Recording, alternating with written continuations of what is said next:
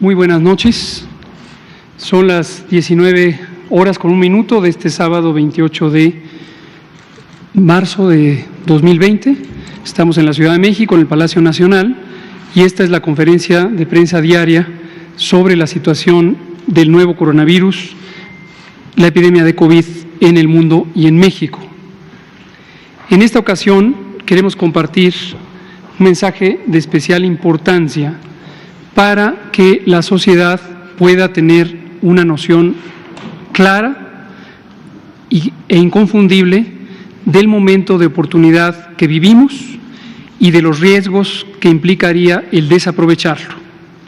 Por esta razón, en esta ocasión, quienes somos voceros técnicos estamos acompañados y respaldados por los funcionarios del más alto nivel del Gobierno federal en el campo específico de responsabilidad. En particular, a mi derecha está el señor secretario de Salud, el doctor Jorge Carlos Alcocer Varela, y a mi lado izquierdo está el canciller, el secretario de Relaciones Exteriores, licenciado Marcelo Ebrard Casaubon. Comentaremos los voceros técnicos, el doctor José Luis Salomía Segarra, director general de Epidemiología, y un servidor, Hugo López-Gatell Ramírez, subsecretario de Prevención y Promoción de la Salud.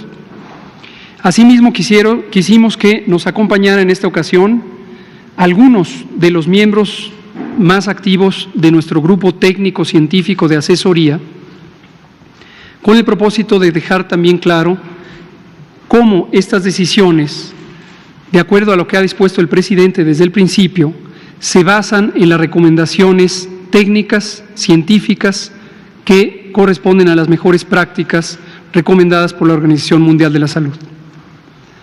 De manera general, presento al grupo técnico científico como un grupo multidisciplinario que incluye, entre otras capacidades en infectología, epidemiología, virología, medicina crítica, neumología, por mencionar solo algunas de las especialidades científicas que componen la capacidad técnica de este grupo.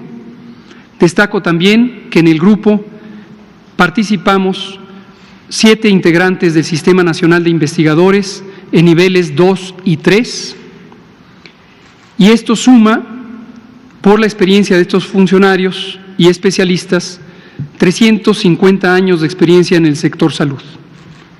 Asimismo, existe el respaldo de más de 1000 artículos científicos publicados en conjunto por la suma de los participantes en este grupo. Y de manera importante, destaco también la presencia en el grupo de 2 premios nacionales de ciencias, el doctor Mauricio Hernández y nuestro secretario de Salud, el doctor Jorge Alcocer Varela. De manera puntual, queremos hacer y nos dirigimos a la sociedad los siguientes posicionamientos técnicos. Número 1, las medidas de prevención y control que ha establecido el Gobierno de la República han sido diseñadas por un grupo de especialistas. Estas medidas han sido correctas, pertinentes y han sido instauradas de manera oportuna. Todas estas medidas se basan en evidencia científica y corresponden con las mejores prácticas recomendadas por la Organización Mundial de la Salud.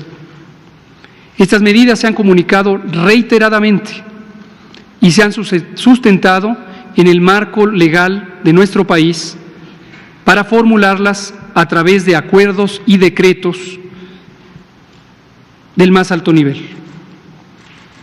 No obstante, el llamado que hacemos hoy a la sociedad mexicana es a una reflexión en donde quede muy claro que se requiere reforzar el cumplimiento real de estas medidas.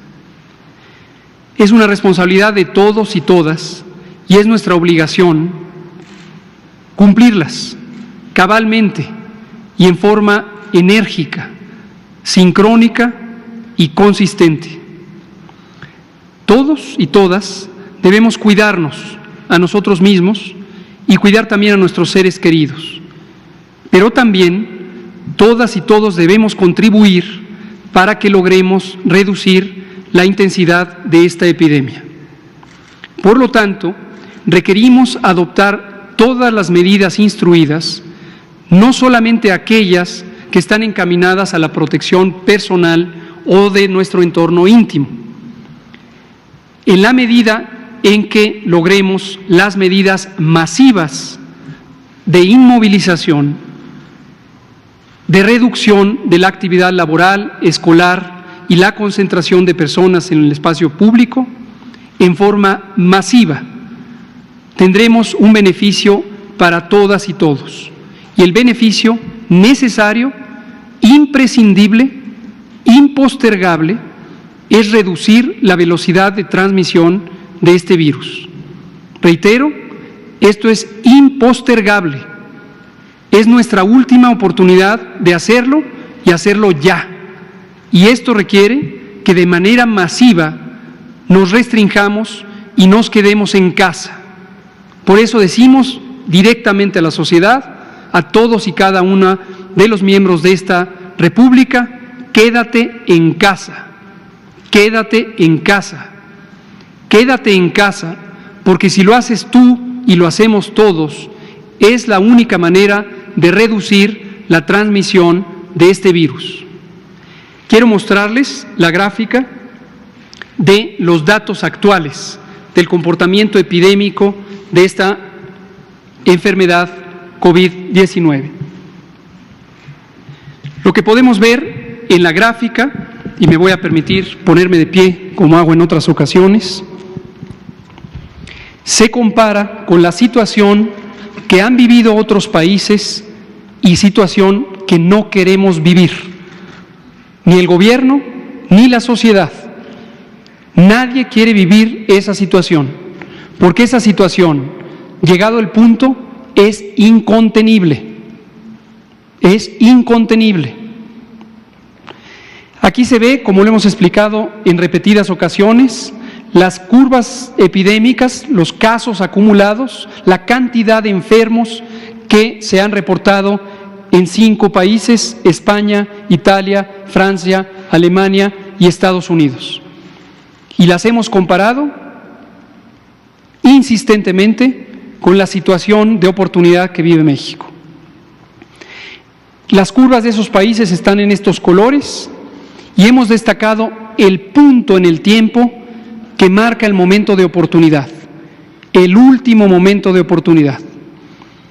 Y es este punto en donde la curva pasa de ser un momento de transmisión lenta para ser un momento de transmisión extremadamente acelerado. Ese punto está marcado por esta línea punteada. El 23 de marzo, México se encontraba exactamente en ese punto. Hoy lo hemos rebasado. Hoy lo hemos rebasado. Y como se muestra en la siguiente gráfica, estamos ya en un periodo de aumento acelerado, exponencial, en el número diario de casos. Día con día vemos cómo desde la segunda semana de marzo existe un crecimiento acelerado de la cantidad de casos diarios. Hasta hoy no hemos rebasado los 1,000 casos registrados. Aunque el crecimiento es muy acelerado, todavía tenemos la oportunidad de frenar, mas no de eliminar, pero sí de frenar la transmisión de este virus. Reitero, para que quede muy claro, no es posible, ni aquí ni en ninguna parte del mundo, evitar la epidemia. No es posible. La vamos a tener en la fase 2, que ya estamos viviendo, y en la fase 3, que se avecina, y es la fase más difícil. Y esta fase difícil entraña, conlleva el peligro grande de que se saturen los hospitales. Y la saturación de hospitales con casos graves puede implicar el riesgo de que no sea posible atenderlos y tengamos muertes, que de otra manera serían evitables. Regreso al mensaje enfático. La única manera de reducir hoy la transmisión es quedándonos en nuestras casas, en forma masiva, todas y todos, y durante un periodo estipulado ya de un mes. Retomo también, para que no haya confusión alguna, que esto no significa, como lo hemos dicho desde el principio, que se va a evitar que sigan aumentando los casos. Que quede muy claro, seguirán aumentando los casos y va a haber casos graves y va a haber muertes. Lo que se puede lograr es que se retarde la velocidad de contagios y que entonces, cuando lleguemos a la fase de máxima transmisión, que aún no ha llegado, pero inescapablemente llegará, los hospitales tengan suficientes camas para poder atender a los casos. Que quede claro la importancia de quedarnos en casa, la responsabilidad de todas y todos, en el gobierno, en el sector privado, en el sector social. Todas y todos, al mismo tiempo. Para que el potencial de estas medidas entonces se alcance plenamente, debemos reforzar su adopción de los sectores público, social y privado. El gobierno ya está haciendo su parte al suspender todas las actividades, reservando exclusivamente aquellas que son indispensables para que pueda existir la vida en sociedad. El abastecimiento de alimentos, el abastecimiento de agua, la energía, producción y comercialización de energía, el servicio de limpia, actividades realmente indispensables. Nadie debe confundirse sobrevalorando la importancia de su actividad o sintiendo que se desprecia lo que hace. Lo importante es quedarnos en casa. Lo importante es reducir los contagios. Por ello también es particularmente necesario que el sector privado y el sector social se sumen con mayor fuerza, claridad y determinación a este esfuerzo. Para lograrlo, es necesario reforzar el mensaje a la nación de manera inmediata, clara y contundente. Y este mensaje estará acompañado próximamente de las indicaciones precisas de lo que corresponde a cada quien y de los elementos necesarios para garantizar su cumplimiento. Le voy a pedir al doctor Alomía si nos puede compartir ahora la información técnica sobre el estado que guarda esta epidemia en el mundo y en México. Gracias. Con su permiso, señor secretario, señor subsecretario. Como pueden ver ustedes en las láminas que acostumbramos todos los días en esta conferencia actualizar, la pandemia a nivel mundial continúa su evolución. El 75% de los casos, 3/4 partes de ellos, se han presentado en los últimos 14 días, lo que marca la evolución y la mantención de la transmisión en los diferentes países, sumando ya una totalidad de más de 571,000 casos. La tasa de letalidad mundial, global, se encuentra estable en relación a los últimos días, 4.6%, que es lo que ha venido prácticamente sucediendo. En la siguiente diapositiva podemos ver nuestro panorama nacional en función de la distribución de los casos confirmados en el país. Es importante igual comentarles que este mapa que ustedes ven en la diapositiva lo pueden ustedes ahora encontrar en la página de la Dirección General de Epidemiología, con la ventaja de que en la página se encuentra de manera interactiva, es decir, cada vez que ustedes den un clic sobre alguno de los estados que ahí aparece, podrán encontrar la información en relación a los casos confirmados específicos para ese estado, casos sospechosos, en su momento pendientes de resultado y muy importante, aquellos casos que han sido también descartados.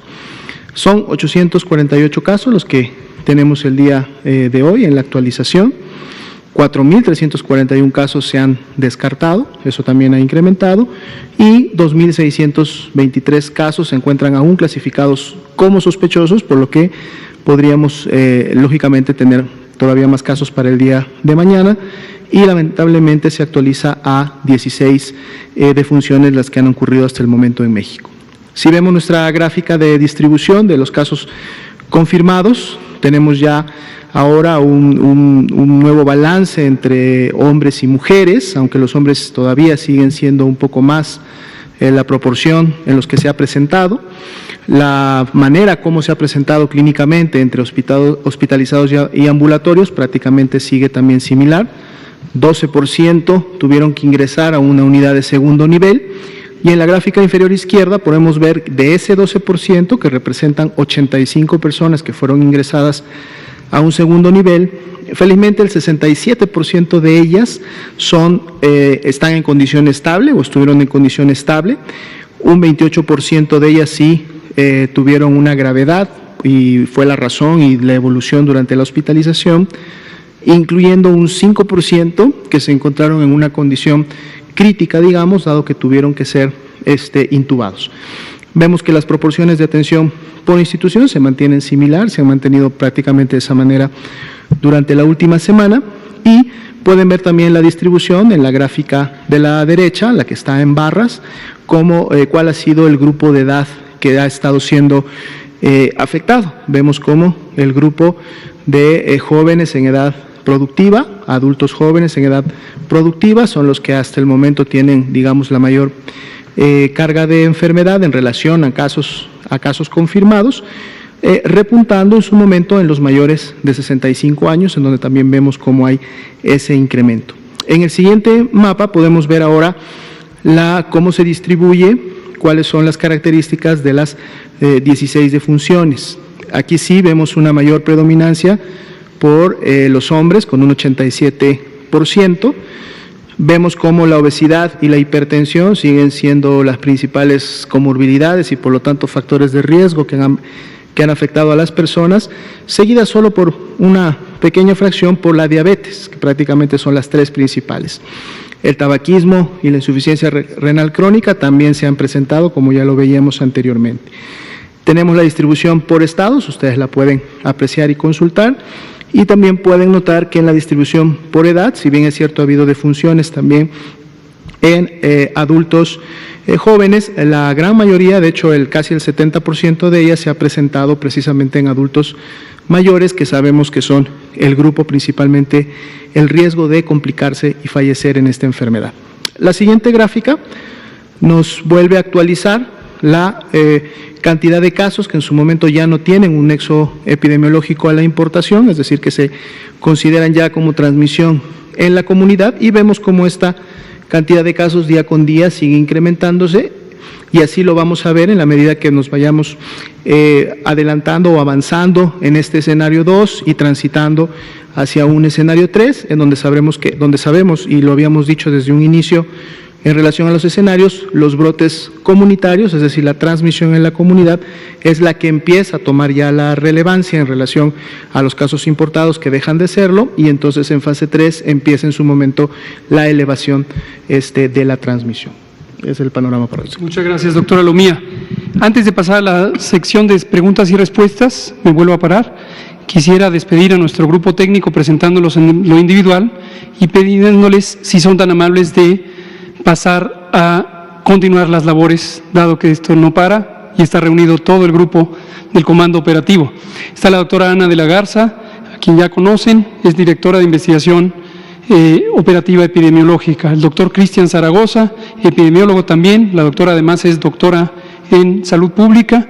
El doctor Cristian Zaragoza, quien es especialista médico, especialista en epidemiología, director de información epidemiológica. El doctor Rui López Ridaura, director general del Centro Nacional de Programas Preventivos y Control de Enfermedades, quien es doctor en epidemiología, investigador nacional del Sistema Nacional de Investigadores nivel 2. Recuerden el teniente Víctor Gómez Bocanegra, quien es jefe de epidemiología de la Secretaría de Marina. La doctora Concepción Grajales Muñiz, quien es la coordinadora de vigilancia epidemiológica del Instituto Mexicano de Seguro Social, también médica especialista en epidemiología. El doctor Víctor Hugo Borja Burto, quien es investigador nacional nivel 3, es epidemiólogo, doctor en epidemiología y es el director de prestaciones médicas del Instituto Mexicano del Seguro Social. El doctor Mauricio Hernández Ávila, quien es investigador nacional nivel 3, doctor en epidemiología y director de prestaciones económicas y sociales del Instituto Mexicano del Seguro Social.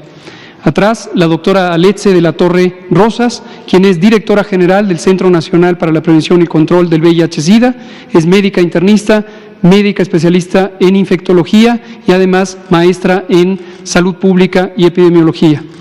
El doctor Ricardo Cortés Alcalá, quien es director general de promoción de la salud y además es médico especialista en epidemiología. La doctora Celia Puche Aranda, quien es directora del Centro de Investigación sobre Enfermedades Infecciosas del Instituto Nacional de Salud Pública, es también investigadora nacional nivel 2 y expresidenta de la Asociación Mexicana de Infectología y Microbiología Clínica. Y la doctora Espitia, quien es médica especialista en neumología del Instituto de Seguridad y Servicios Sociales para los Trabajadores del Estado y además es doctora en Políticas Públicas de Salud. Este es parte de nuestro grupo técnico, trajimos a algunos de ellos que son muy representativos de los liderazgos del grupo científico y técnico. Allá en el comando operativo están reunidos muchos más y les pido respetuosamente si pueden retirarse para continuar con las labores mientras termina la conferencia de prensa. Muchas gracias.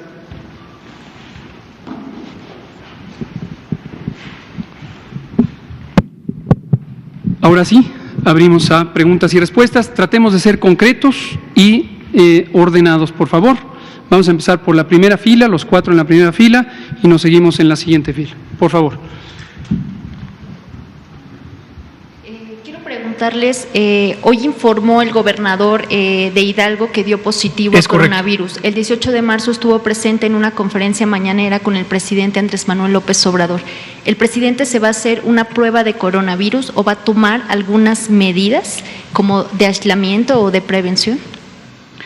No aplica porque el periodo relevante de contagiosidad empieza en el caso de la persona afectada en el momento en que empieza a desarrollar síntomas. La probabilidad de que una persona en el periodo previo a los síntomas, es decir, el periodo de incubación, sea contagioso es muy bajo y además hacer la prueba en una persona cualquiera, sea el presidente o sea cualquier otro ser humano, tiene un rendimiento muy bajo en la medida en que la persona sea asintomática. Desde luego, si fuera el caso que el licenciado López Obrador tuviera síntomas, sería atendido como corresponde a cualquier otro ser humano. Pero esto pasó la semana pasada, o sea, dentro de 14 días que a veces se recomiendan. De todas formas, no es necesario. Insisto, las pruebas se hacen para verificar el estado de una persona enferma, hacerlas simplemente como una medida de precaución, no tiene una indicación médica. ¿Y si desarrollara síntomas? Se procederá conforme a la ciencia médica. Gracias. Por favor, el compañero de aquí. Gracias, Poncho Gutiérrez de SDP Noticias y Multimedios. Nada más para aterrizar las cifras, porque noticieros han manejado que 7 de cada 10 mexicanos se van a enfermar y si hacemos las cuentas hablamos de millones de muertes. ¿Nos podría dar un estimado de cuántos fallecimientos habrá? ¿Decenas, miles o millones? Digo, para tranquilizar a la gente, por favor. Con mucho gusto. Lo hemos explicado que con base en distintos ejercicios técnicos, científicos de modelación matemática, algunos los hemos hecho nosotros como gobierno, varios otros los han hecho entidades académicas y lo muy interesante y reconfortante es que estas estimaciones son coincidentes. Esto no es tranquilizador en el sentido de que nos pinta un panorama importante de atender y por eso reiteramos en este momento, no podemos perder la última oportunidad que tenemos y para no perderla, la única manera para no perderla es quedarnos en casa. Todo mundo se tiene que quedar en casa a menos que cumpla una actividad crítica para el sustento de la vida pública. No, por importante que le parezca su actividad, solamente aquellas que son críticas para la vida pública, para el sustento del país. Respecto a la cantidad de casos, se ha dicho muchas veces, lo hemos dicho nosotros, lo han dicho en otros países, por ejemplo la canciller alemana Angela Merkel, tenemos que distinguir claramente la diferencia entre infección y enfermedad. Infección lo más probable es que la enorme mayoría de los países de todo el mundo terminen infectados. Pero eso no quiere decir enfermedad. Eso debe quedar muy claro. Infección no quiere decir enfermedad. Entonces, la proporción de personas en todos los países que finalmente puede llegar a estar infectada es cercana al 70 u 80%. Pero en cifras aterrizadas. Esto quiere decir que la mayoría de las mexicanas y los mexicanos vamos en algún momento a lo largo de esta epidemia, y esta epidemia puede ser larga, como lo hemos dicho, larga, podemos llegar a estar infectados. Las cifras concretas sobre las personas que van a tener enfermedad, las personas que van a necesitar atención, las personas que al necesitar atención van a tener enfermedad leve, moderada o grave, y desafortunadamente las cantidad de personas que pueden morir depende mucho de las intervenciones que hagamos. Por lo tanto, es estéril estar hablando de cada uno de los distintos escenarios, que solo causaríamos confusión. Lo que se sabe es que la mayoría de las personas van a estar infectadas y que de los que estén infectados, 8 de cada 10 van a tener una enfermedad leve, más o menos 1 a 2 de cada 10 van a tener una enfermedad suficientemente importante para ser hospitalizados, y menos del 5 al 6% van a necesitar atención en medicina crítica. Por favor. Gracias.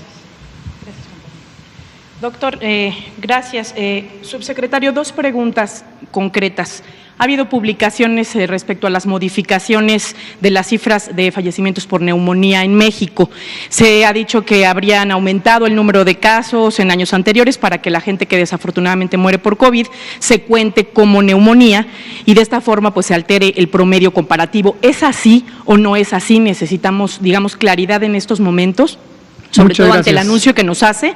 ¿Cuáles serían entonces, si no es así, estas cifras de 2018, 2019 y 2020 para tener muy claro cuántos mueren por neumonía y cuántos por COVID?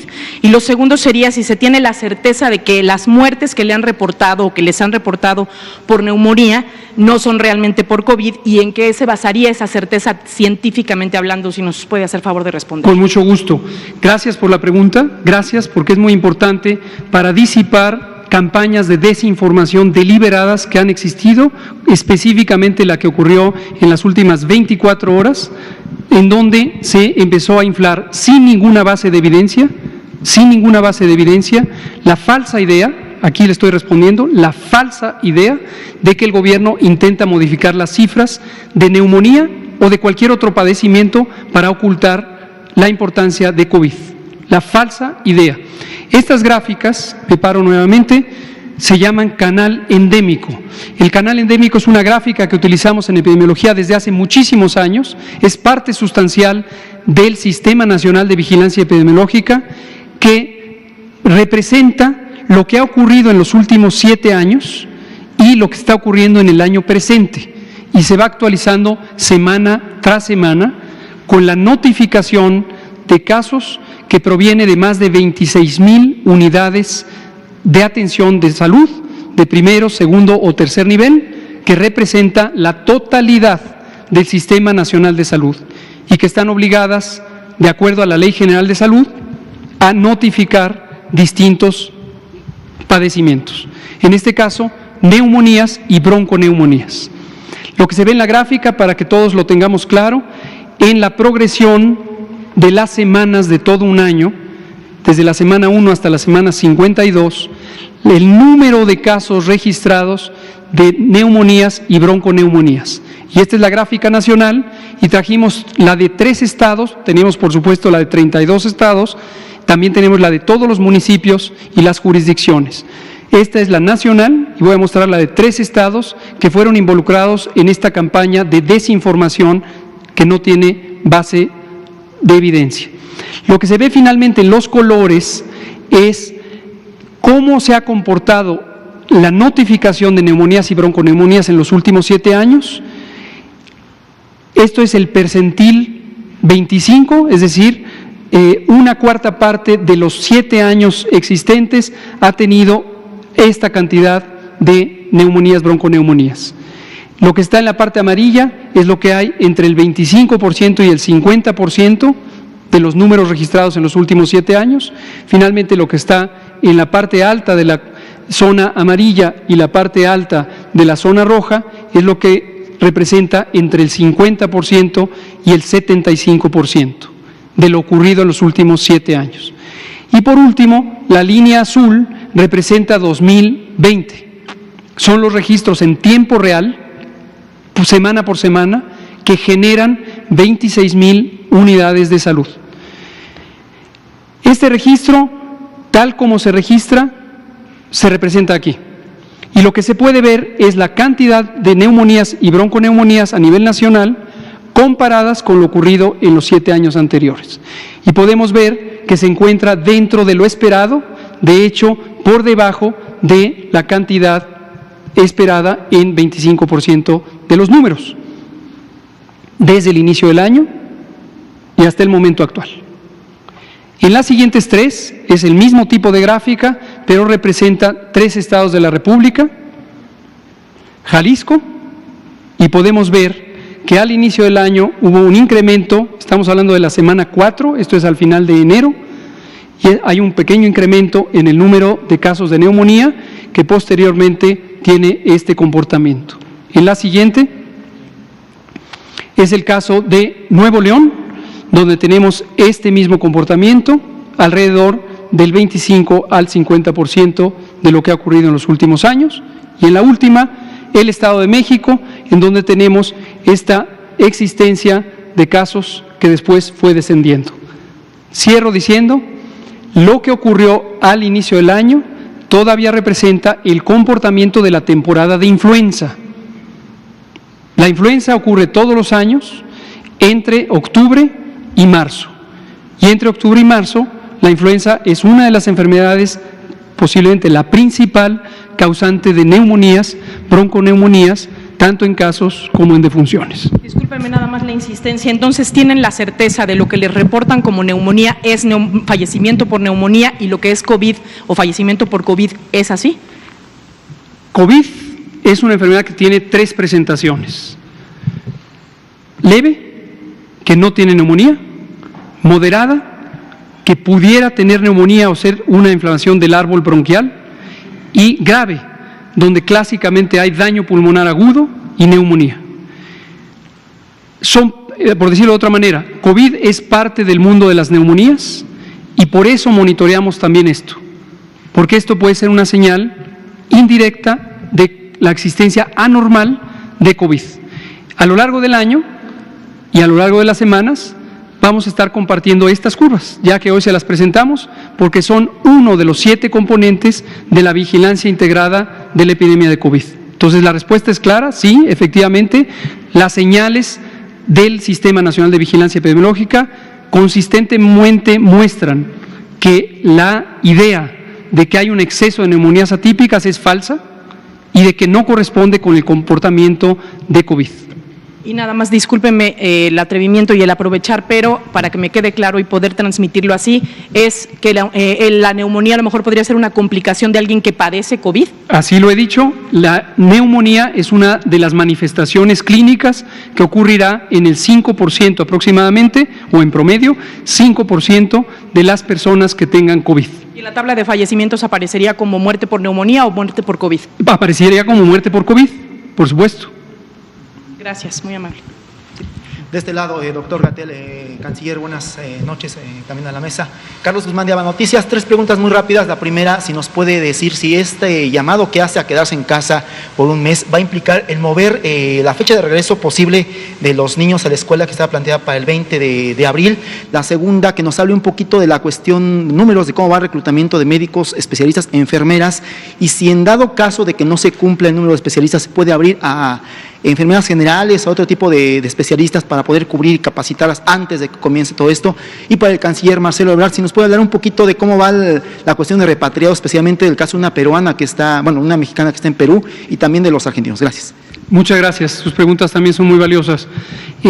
Sobre el reclutamiento de personal médico, continúa, forma parte de la convocatoria inicial que ya estaba abierta para reclutar personal médico para el bienestar. En este caso la hemos enfocado mayormente a las especialidades médicas relevantes para la atención de COVID.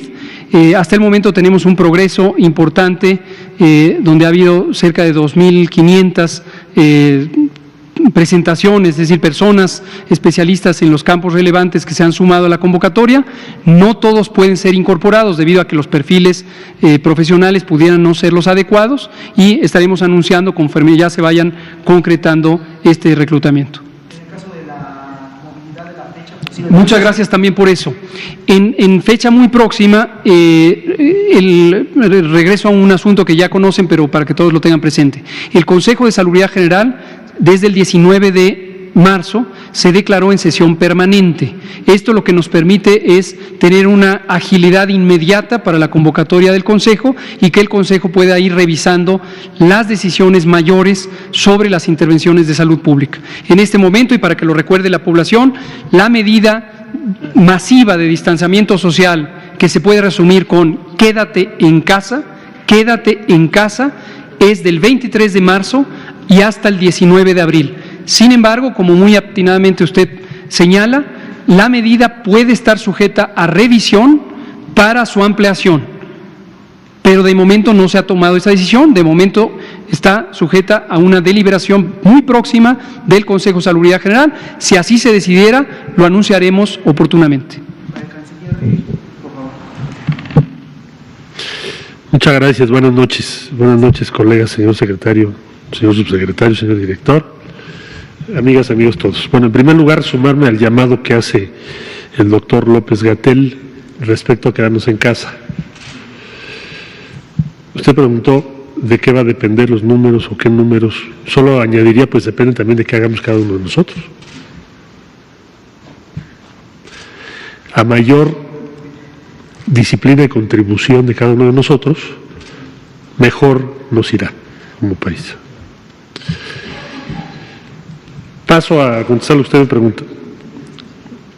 Se han repatriado poco más de 8,000 personas de muy diversos países, hemos venido informando día a día. Para ello hemos contado con el apoyo de las aerolíneas mexicanas, Interjet, Aeroméxico principalmente. Hemos contado con el respaldo del Instituto Nacional de Migración, que ha contratado vuelos especiales, como por ejemplo el que se hizo ahora a Cusco, Perú, donde había un grupo pues importante de mexicanas y mexicanos que quedaron ahí, digamos que atrapados por la disposición que se tomó por parte del gobierno de ese país hermano de cerrar sus fronteras. Entonces se quedaron sin ninguna alternativa. De manera que le diría yo que hemos contado también con el Instituto Nacional de Migración, y ahora se unió por disposición del señor Presidente de la República la Fuerza Aérea Mexicana, así como la Secretaría de Marina, también tiene su equipo aéreo, como ustedes saben, y también está participando. La Fuerza Aérea, por ejemplo, ha ido a Cuba a recoger mexicanas y mexicanos que estaban allá. Se hizo otra operación conjunta para el caso de las y los mexicanos en Argentina, y ahora va a haber un vuelo muy especial que ordenó el Presidente de la República, que tiene que ver con la señora Etel Trujillo, que es la que usted menciona, originaria de Yucatán, que era formó parte del grupo de turistas al que me refiero, que estaban en Cusco, Perú. Hay que tomar en cuenta que el turismo entre México y Perú ha crecido muchísimo. Son cientos de miles de turistas de ambos países que cada año están visitando por los atractivos arqueológicos y culturales. Bueno, el caso es que este grupo que estaba de turistas en Cusco, pudimos evacuar a todas y a todos, salvo a la señora por una razón, porque su marido falleció desgraciadamente con el virus que ahora nos ha provocado una pandemia, y ella no podía abandonar Cusco porque su marido falleció allá, enfermo de coronavirus.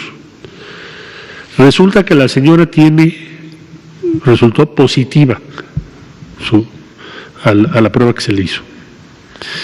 Entonces vamos a tener que hacer una operación que tiene sus complejidades sanitarias, Por eso pedimos la intervención de la Fuerza Aérea y el generoso apoyo de la Secretaría de Salud para ir allá.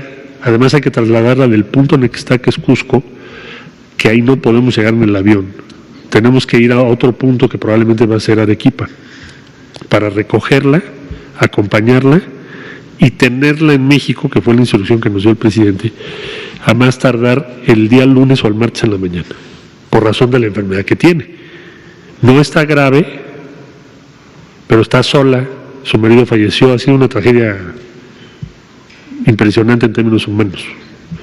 Y por esa razón va a ir por ella ese avión, con apoyo de la Secretaría de Salud y de las autoridades a quienes les agradecemos su respaldo, del gobierno del pueblo hermano de Perú, que nos han ayudado mucho para esto. Entonces, eso es lo que va a suceder y el lunes por la noche, martes en la mañana, debe estar aquí doña Estel para que la podamos atender y si es su deseo trasladarse al estado de Yucatán. El gobernador ha estado muy pendiente de este hecho, de todo lo acaecido con este grupo que proviene de Yucatán, que por fortuna ya en su inmensa mayoría está en México. Esa es la situación. A usted. Vamos a la segunda fila. Laura Poy, usted, Araceli. Gracias, muy buenas noches a todos. Laura Poy de La Jornada. Doctor López-Gatell, este llamado tan concreto y urgente que usted acaba de hacer a la sociedad mexicana, a mí me gustaría saber concretamente por qué vuelve a reiterar con tanta claridad y con tanta fuerza ese llamado. O no estamos acatando, o ve usted, ¿qué ve? ¿Qué es lo que usted ve para hacernos este llamado tan urgente? Nos dice que estamos prácticamente en el último momento de oportunidad. Doctor, si no lo tomamos, ¿qué va a pasar? Eso quisiera que nos diera el escenario.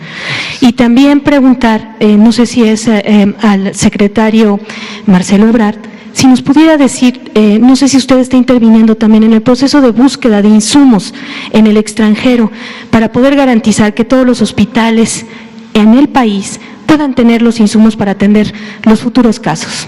Y por último, estamos teniendo decesos. ¿Cuál es el protocolo para los casos de fallecimiento por COVID?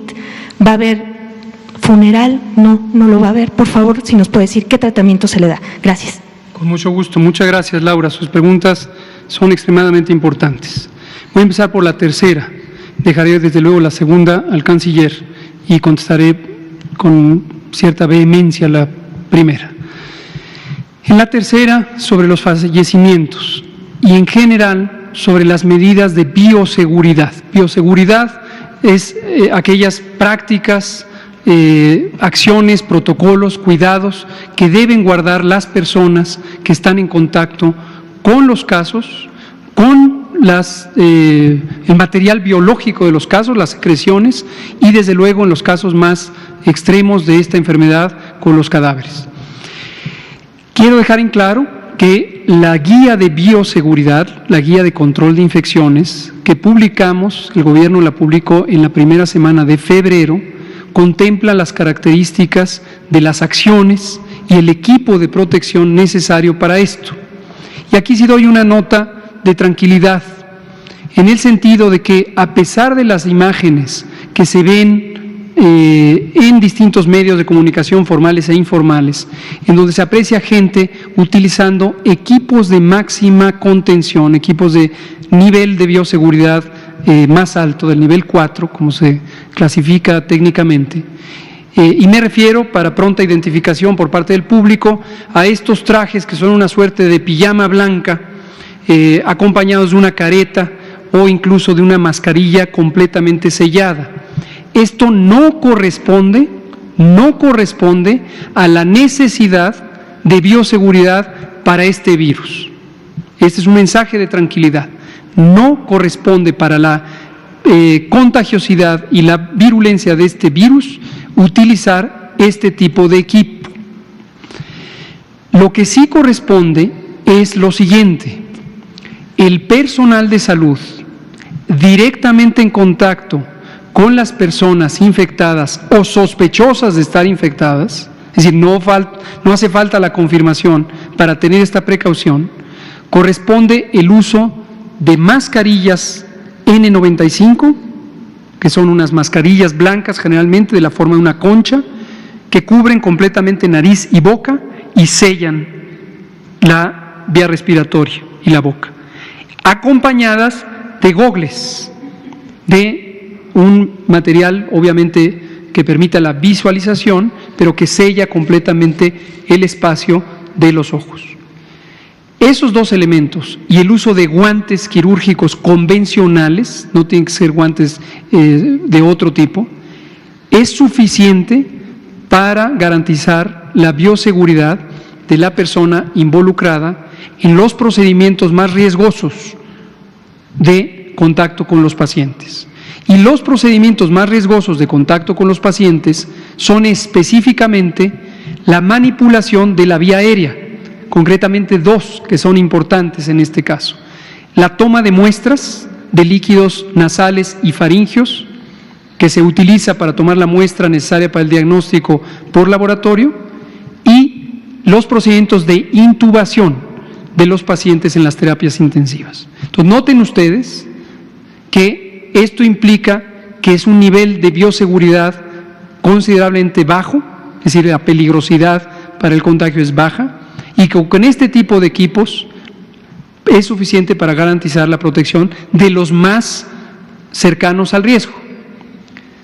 Todas y todos los demás, en el campo de atención médica, no necesitan utilizar estos equipos, y mucho menos en la vía pública o la vía cotidiana.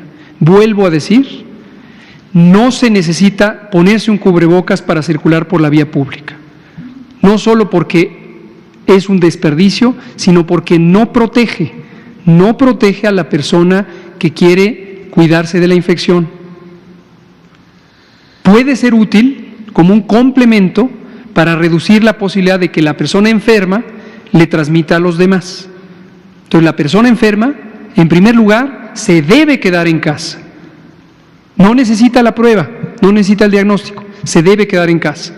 Y en casa puede usar un cubrebocas para disminuir el riesgo de contagiar a sus familiares. Entonces, en la disposición y manejo de cadáveres se siguen los principios y las reglas estipuladas en el reglamento de la Ley General de Salud en materia de disposición de cadáveres, tejidos y componentes humanos, más lo que está estipulado en la Guía de Control de Infecciones. En resumen, no se necesitan procedimientos especiales, no se necesita incineración, se puede proceder con funerales convencionales, ¿sí?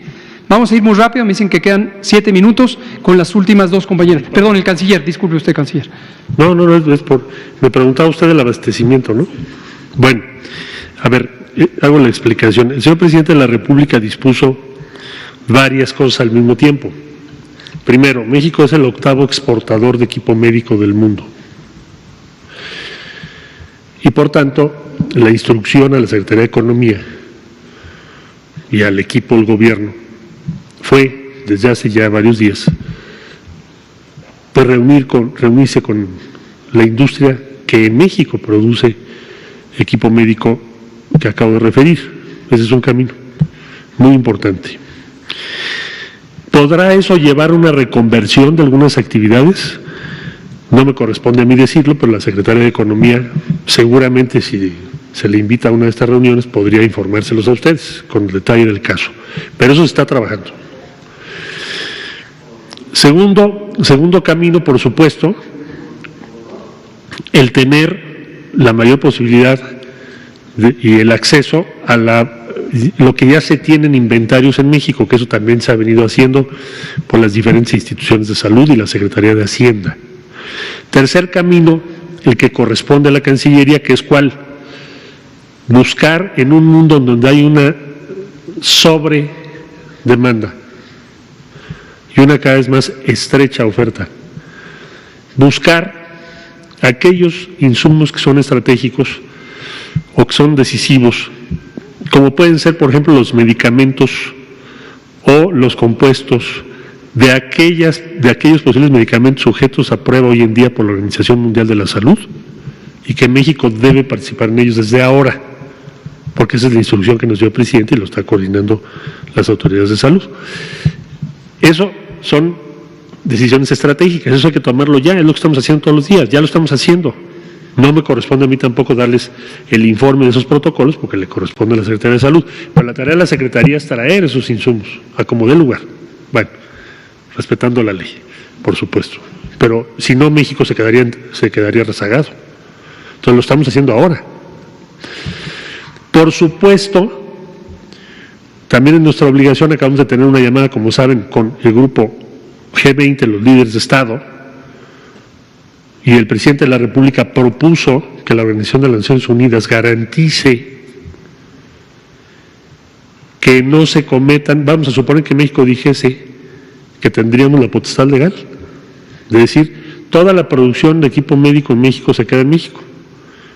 Pues con eso lo que haríamos es interrumpir toda la cadena de valor y producción en todo el mundo. Le voy a poner un ejemplo. Algunos de los medicamentos que vamos a necesitar tienen insumos de 3 o 4 países. Algunos otros que van a necesitar en el exterior tienen insumos y producción que solo hace México. Entonces, lo que está planteando el presidente de la República al mundo, y lo hizo ahora en el G20, lo vamos a hacer en la Organización de Naciones Unidas esta semana, es que la Organización de las Naciones Unidas tome las medidas necesarias para impedir que empiece una guerra entre los países a ver quién se queda con más equipamiento y medicamentos, porque lo que vamos a provocar, si permiten eso, es un colapso de la producción mundial. Por lo pronto, casi todos los días tenemos comunicación con los Estados Unidos y con Canadá, y también con los países de la Comunidad de Estados Latinoamericanos y Caribeños. Acabamos de tener la llamada, nos acompañó el doctor López-Gatell y otros colegas, el director de COFEPRIS, en fin. ¿Por qué? Bueno, además de decir, bueno, ¿qué? A ver, ¿alguien está usando pruebas? ¿Qué pruebas son? No, pero resulta que casi nadie. ¿Países europeos están usando pruebas? Pues no están autorizadas, en fin, o sí están autorizadas en algunos casos. ¿Qué tipo de pruebas? Toda esa parte, más medicamentos, cómo estamos en suministro y qué podemos hacer entre todos para que nos vaya mejor como humanidad. Pues es lo que planteó el presidente. Por cierto, fue el único que lo dijo en la reunión de G20. Entonces, en eso estamos. Esa es la respuesta a su pregunta. Muchas gracias, canciller. No quiero perder la oportunidad de aprovechar la pregunta. ¿Qué vemos? Y por eso hacemos este llamado enérgico hoy. Lo que vemos es que las medidas de distanciamiento social, a las que hemos llamado Jornada Nacional de Sana Distancia, que necesitan ser aplicadas al mismo tiempo por todos y todas, no se están aplicando con el rigor necesario. Entonces vemos que se necesita que todas y todos en la sociedad, el sector social, el sector privado y desde luego también el sector público, lo hagan ya y lo hagan de manera enérgica. Quédate en casa. Es muy simple el mensaje. Quédate en casa. Y si no te quedas en casa, tú y tú y tú y tú y tú y tú y todos nosotros, lo que va a resultar es que en las próximas semanas vamos a tener demasiados casos para poder atender a todas y todos. Y eso va a llevar a desafortunados desenlaces sumamente indeseables. Entonces, lo que vemos y lo monitoreamos a través de la movilidad social, tenemos monitoreos específicos. Por ejemplo, en la Ciudad de México hay monitoreos específicos del tráfico, de los pasos peatonales, de la movilidad en plazas públicas. Estos son monitoreos formales que nos permiten medir si la gente está en casa o está en la vía pública. Y vemos que no, vemos que solo hubo una reducción aproximadamente menor al 30%, a pesar de que hay una disposición gubernamental del gobierno federal que aplica a todas y todos, al sector público, al privado y al social, y que hay una segunda serie de disposiciones que corresponden al gobierno de la Ciudad de México. Y a pesar de ello, vemos todavía demasiada movilidad. Los efectos positivos de esta medida los vamos a ver en las semanas por venir, no ahorita. Es para prevenir lo que va a ocurrir en las siguientes pocas semanas. Pero hay que ejercerlo ahorita.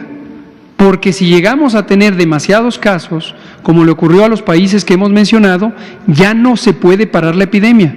Entonces es ahora. Cabe una pregunta más por el tiempo y va a tener que ser usted, y si da tiempo, Araceli, por favor. Gracias, buenas noches, Fanny Miranda de Milenio.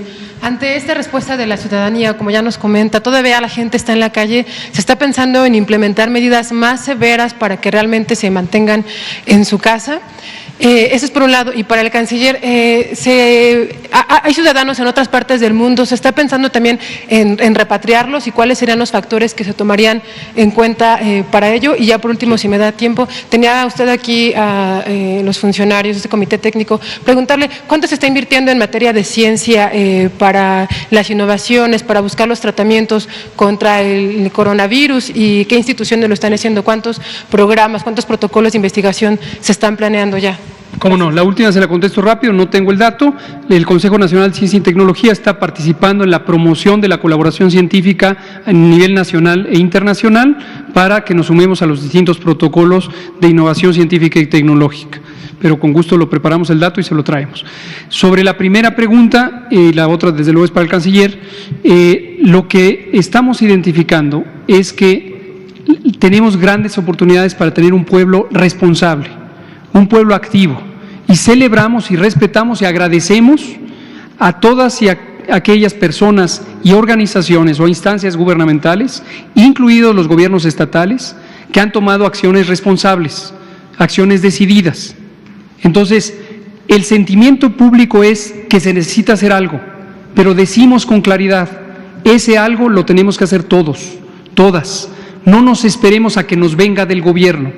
No es deseable en el manejo de una epidemia llegar a situaciones extremas como las que hoy vemos en Europa, donde se declaran formalmente estados de excepción y se suspenden las garantías constitucionales y se usa la fuerza pública para reforzar las medidas de salud pública.